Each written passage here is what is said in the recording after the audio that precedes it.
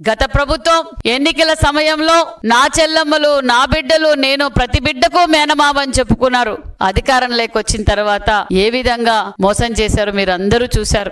అమ్మఒడి కింద ఇంట్లో ఎంత మందికి ఉంటే అంతమందికి జగన్మోహన్ రెడ్డి గారు ఓ పక్క, భారతిరెడ్డి గారు ఓ పక్క, వైసీపీ పార్టీ వాళ్ళంతా ఎంత మందికి ఉంటే అంతమందికి అమ్మఒడి ఇస్తామని చెప్పి ఓటేయించుకొని కుర్చీలో కూర్చున్నాక మోసం చేశారన్న విషయం మీకు తెలియజేస్తున్నాం. మరి వైసీపీ పార్టీకి తల్లి ప్రేమకు పరిమితం పెట్టారు, ఒకరికే ఇచ్చి. మరి ఎన్డీఏ ప్రభుత్వం మా యువగళం అధినేత నారా లోకేష్ బాబు గారు తల్లిదండ్రుల ప్రేమకు, తల్లిదండ్రుల పిల్లలకు గాని పరిమితం పెట్టకుండా ఎంత మంది ఉంటే అంత మందికి తల్లి వందనం అందజేసిన ప్రభుత్వం ఎన్డీఏ ప్రభుత్వం అని కూడా ఈ సభాముఖంగా మీకందరికీ తెలియజేస్తున్నాం.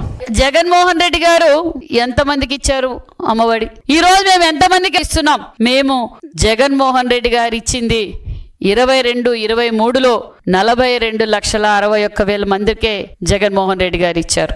5,540 కోట్ల ఇచ్చారు. మరి మేము ఈరోజు ఎన్డీఏ ప్రభుత్వం ఏదైతే మాట చెప్పామో ఎంతమంది బిడ్డలుంటే అంతమందికి తల్లి వందనం అందజేస్తామన్నాం.